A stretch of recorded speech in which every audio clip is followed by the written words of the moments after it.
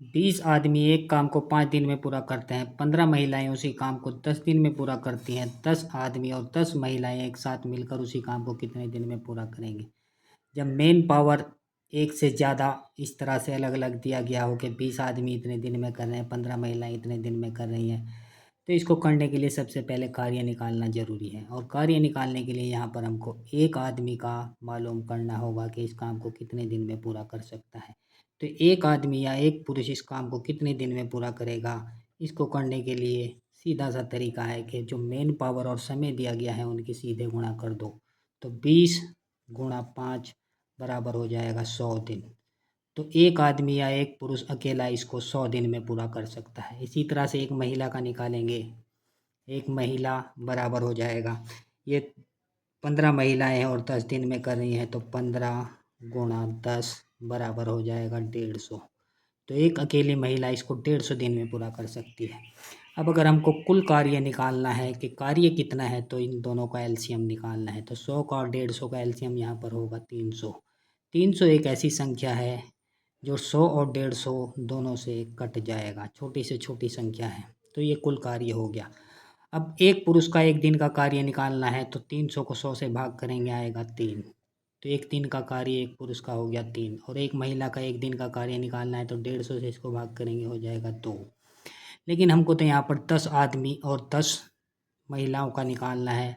ये एक पुरुष और एक महिला का है एक दिन का कार्य, तो इसमें 10 से गुणा कर देंगे और इसमें भी 10 से गुणा कर देंगे। तो 10 पुरुष का या 10 आदमी का एक दिन का कार्य हो गया 30 और 10 महिलाओं का एक दिन का कार्य हो जाएगा 20। तो 30 और 20 दोनों को जोड़ेंगे, हो गया यहाँ पर 50। और कुल कार्य है हमारा यहाँ पर 300।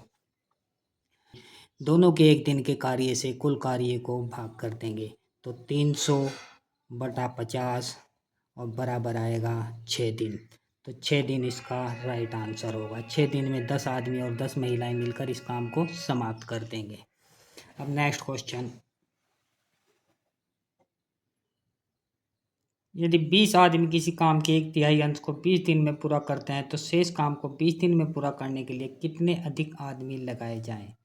अब इसको समझने का सबसे आसान तरीका यह होता है कि ये कॉन्सेप्ट है, ये हमेशा याद रखना चाहिए कि कार्य जो समानुपाती होता है वो होता है PT, यानी मेन पावर, क्षमता, समय कुछ भी दिया गया हो वो कार्य के समानुपाती होता है, या कार्य कुशलता भी दिया गया हो।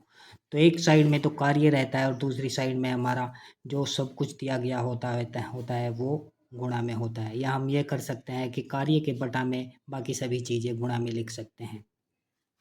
तो यहाँ पर 20 आदमी हैं, तो 20 आदमी और कितने दिन में कर रहे हैं, 20 दिन में पूरा कर रहे हैं, तो गुणा 20 और बराबर होगा जो शेष कार्य है उसको भी यहाँ पर 20 दिन में पूरा करना है, तो 20 और उसको हम यह मान लेते हैं कि x आदमी पूरा कर पाएंगे।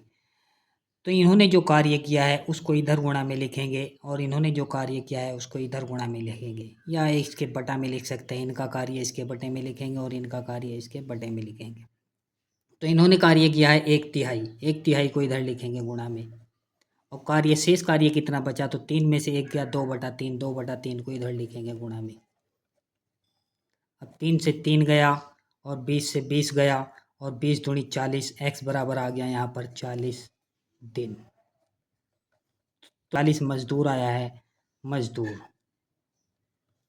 तो ये 40 मजदूर आया है। पहले 20 मजदूर थे, अब 40 मजदूर हो गए, तो कितने मजदूर बढ़ाने पड़ेंगे, 40 माइनस 20 बराबर 20 मजदूर। 20 मजदूर और बढ़ाने पड़ेंगे, तो ऑप्शन बी यहाँ पर राइट आंसर होगा।